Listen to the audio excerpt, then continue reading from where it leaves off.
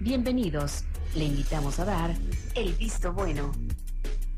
Hola, ¿qué tal? Muy buenas noches, bienvenidos. Son las 8 de la noche con 3 minutos. Estamos en una mesa más de Visto Bueno Radio. Le pongo a su disposición, antes de dar la bienvenida, las líneas de contacto por si tiene algún comentario que hacernos, 107-0523, 107-0526. Saludo en esta mesa al licenciado Juan Manuel Sepúlveda. ¿Cómo está, licenciado? ¿Cómo está, Carmen? Buenas noches al auditorio. Y bueno, pues vamos a darle la bienvenida a Jorge Martínez en controles, Adriana Arrieta y Francisco Manzano en producción. Recuerde, tenemos nuestra página de internet www.elvistobueno.com. Y bueno, pues pasamos un fin de semana, licenciado, digamos, pasado por elecciones, por un proceso en el que se renovó la dirigencia, que era dirigencia en sí, del Partido Acción Nacional, ¿no? José Luis Antón, ¿cómo estás? Bien, Carmen, ¿y tú? Buenas tardes. Tardes, noches, ya no sé ni cómo con luz del día. Digamos que es noche, pero con iluminación. Eso es bueno. Oye, ¿qué onda con lo del PAN? Bueno, pues en una elección inédita, el Partido Acción Nacional abrió por primera vez a la militancia la elección de su dirigencia nacional, el jefe nacional, como ellos dicen.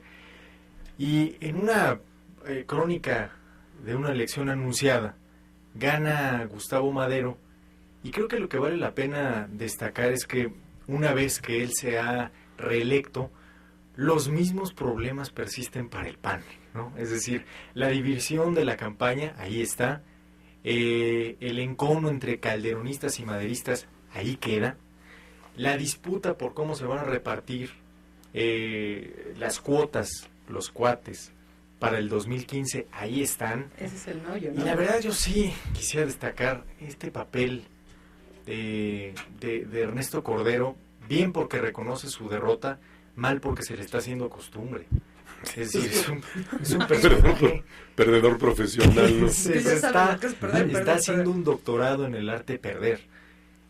Recordémoslo, el delfín del presidente Calderón, que pierde contra Josefina Vázquez Mota, lo cual ya es difícil. Es decir, que Josefina te gane, y ahora con Gustavo Madero pierde otra vez, y dice que el PAN hoy tiene una batalla ética que dar, no nada más una batalla en las urnas.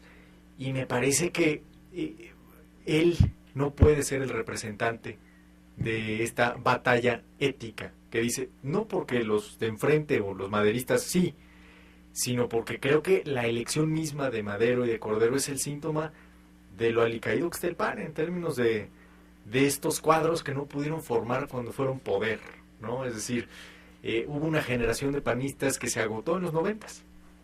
Ahí se acabó la generación.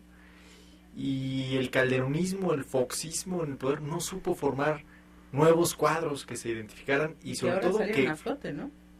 Totalmente, porque además jalaran a nuevos cuadros, a jóvenes, a la sociedad civil, a la clase media, a identificarse con el PAN, ¿no? Como que estaban muy ocupados en repartir el botín, ¿no?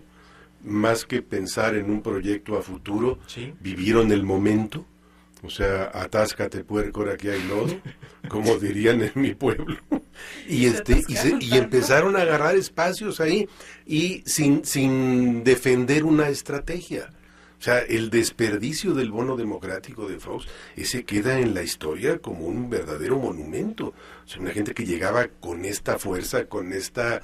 Vaya, aunque no había votado tanta, ¿cómo se llama? Solamente la mayoría, pero había una votación bastante dividida. A pesar de ello, la gente tenía esperanza en que desde la oposición, y se lo dijo, no nos falles, no nos falles. Ahí estuvo muy claro. Pero 2 de julio del 2000. Se perdió totalmente, y luego a los 6 años vuelven a repetir la misma fórmula.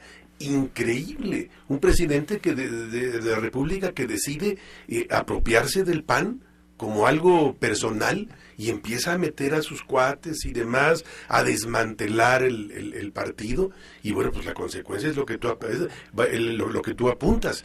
O sea, los personajes están muy, muy chiquitos. No hay ni por o sea, dónde hay buscarle. gente brillante, no lo dudo, sí hay gente brillante, pero pues nomás como parte de la escenografía, ¿no? Que los presenten. A mí me parece, bueno, quien ahora será el secretario, el expresidente de la Cámara, se me hace una gente, ¿cómo se llama? Brillante, sin duda alguna. pero bueno, pues habiendo estado en el espacio en el que estaban, les era obligado haberle dado un empujón al partido de manera impresionante, pero vaya, no lo hicieron. Tienen el mismo problema que toda nuestra clase política. O sea, primero piensan en el desayuno y luego ya verán lo que viene después para el país, ¿no? O sea, esta miopía que tanto daño nos ha hecho, ¿no? Algo que me parece relevante destacar, hoy lo resumía perfectamente un cartón en La Jornada, no me acuerdo si fue de Hernández o de Rocha, que decía un perdedor, Ernesto Cordero: ven, yo les dije que quería ser presidente del PRI, en alusión a todas las cosas que hubo en esta elección, es decir, un Gustavo Madero que gana gracias al voto corporativo, lo cual en el PAN es como, no era posible, es como eso. Hablar de religión Antinatural, en el PRI, por Dios. Claro. No, es como hablar de libre mercado en el PT. Eso es lo que antes hubiera significado hablar de voto corporativo en el PAN. Yo creo que estaban esperando a que llegaban las delegaciones de Puebla, de Sonora, de Sinaloa, que son finalmente los que le dan el triunfo a Gustavo Madero. Me parece que es muy sintomático que haya estado en su momento de celebración el gobernador de Puebla flanqueándolo. Realmente ahí es donde está radicado el triunfo de Gustavo Madero, en la capacidad, y esa hay que reconocérselo, de mimetizar al PAN con las tácticas más añejas del mapachismo priista. Eso es lo que hizo Madero y lo hizo muy bien. Y lo demás, queda claro que más que un voto por Cordero, era un no voto por Madero, era un voto contra Madero. Entonces, creo que es una elección que sale carísima para el PAN en términos de desgaste. Me pregunto si era necesaria. Es decir, creo que hasta el momento habían arreglado bien el tema de su dirigencia como para abrir a una elección. Pero Felipe Calderón no estaba de acuerdo con eso. Le era importante a él porque quería tomar posesión nuevamente del partido a través de Cordero. O sea, realmente ahí no fue una lucha de fracciones del panismo, de la ideología panista. Fue dos grupos de poder, uno que era el llegar el presidente, el retorno o el resucitar de Felipe Calderón contra lo que implica Madero, ¿no? Entonces, que tampoco es muy cargado de ideología el asunto, ¿no? No, es bastante pragmático. En ese sentido, totalmente. A mí me parece interesante también este tema de qué tan cerca o qué tan lejos estaría uno u otro del presidente Peña, del gobierno del presidente Peña Nieto. Cordero criticó, como ustedes saben, a Madero toda la campaña, pues de ser un esbirro del gobierno. Y yo creo que el PAN, sin ser esbirro del gobierno, si algo en muchos años le ganó adeptos y le ganó el aplauso del ciudadano, era que sabía ser una oposición digna, porque tampoco cerraba la puerta a una negociación con el gobierno. Tan es así que en los años 90 así lograron puntos muy importantes de su agenda, desde el restablecimiento de relaciones con la Santa Sede, hasta las famosas concertaciones, llamadas así, en el gobierno. No, eso era, ¿no? Pues, definitivamente. Hasta la apertura del sistema electoral, es decir, el IFE, en paz descanse, no se entiende, sin la colaboración del PAN en esos años.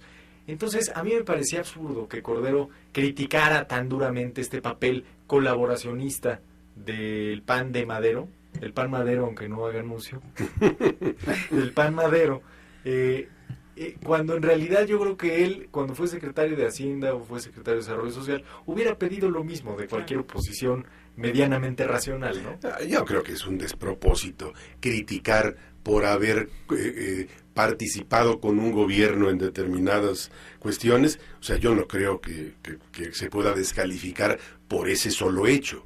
Tendría que tener un ingrediente extra.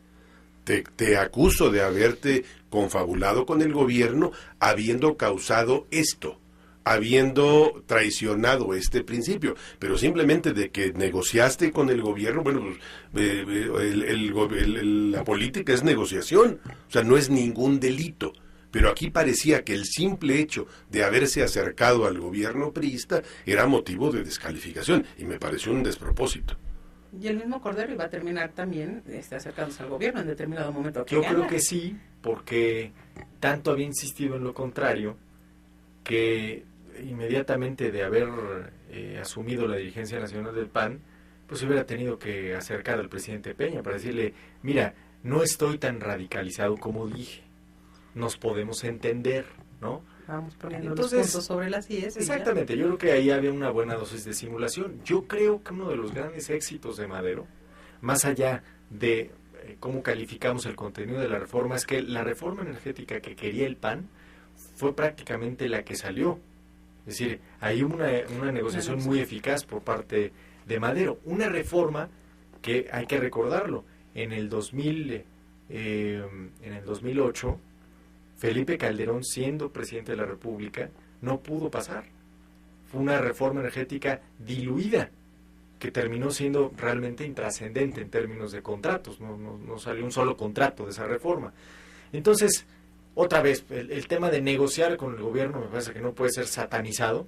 De ninguna manera. Y Cordero creo que ahora se quedará ahí condenado un poco a seguir de esta oposición agria en el Senado, oposición me refiero con su propio partido, junto con Javier Lozano, con este grupo enquistado en el Senado de la República, que ahí estará, digo, son de aquí a 2018, ahí los vamos a tener.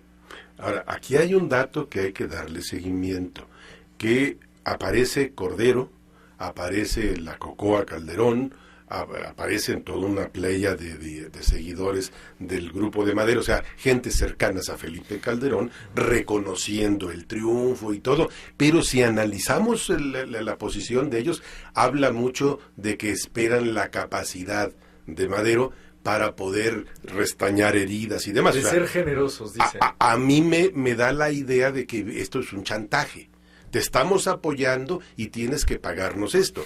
Y tampoco me parece lógico que les vayan a dar espacios privilegiados, habiendo perdido, por el simple hecho de haber reconocido la derrota. Entonces, y yo creo que sería un grave error de parte de Madero, porque además, yo sí creo que en esta elección la figura anticalderonista operó y de manera muy clara. O sea, la gente tiene todavía dolor en contra de Felipe Calderón y yo creo que ese fue un factor definitivamente. Entonces, si Madero va a darles privilegios en estos términos, lo único que va a hacer es ir posponiendo momentáneamente un enfrentamiento interno. A la hora que vengan las diputaciones en el próximo año, pues se van a tirar con todo lo habido y por haber. Ahorita, ¿no? Porque es en octubre el próximo proceso, inicia el próximo proceso. Bueno, inicia, claro. Vamos a ver cómo se viene todo este. De hecho, si leemos entre líneas el discurso pues del derrotado Ernesto Cordero, dice que él espera ver generosidad de Madero, pero además una composición plural del Comité Ejecutivo Nacional que sea representativa de la proporción de los votos. Es decir, está diciendo, quiero el 40% de mi parcela, o el 20%, o lo que gustes cooperar. Es lo que básicamente le está diciendo a Madero. No es el estilo de Madero. Ahí sí se me haría una sorpresa. Madero es bastante tosudo, como dirían en el... No, caería en el mismo esquema de su pariente, de Francisco y Madero, que por andar queriendo abriendo el espacio a los enemigos y demás, le dio un papel de privilegio a Huerta. Terminó acribillado. Así es. Y me parece también que el PAN puede reenfocar las baterías muy a tiempo a lo que sin duda es la prueba de fuego que es la elección federal del 2015, pero podemos platicar de ello regresando al corte. Así son las 8 de la noche con 18 minutos. Recuerda, estamos en Visto Bueno Radio, nuestras líneas de contacto 107-0523, 107-0526. Regresamos. No se desconecte de Visto Bueno Radio. Hacemos un corte y regresamos.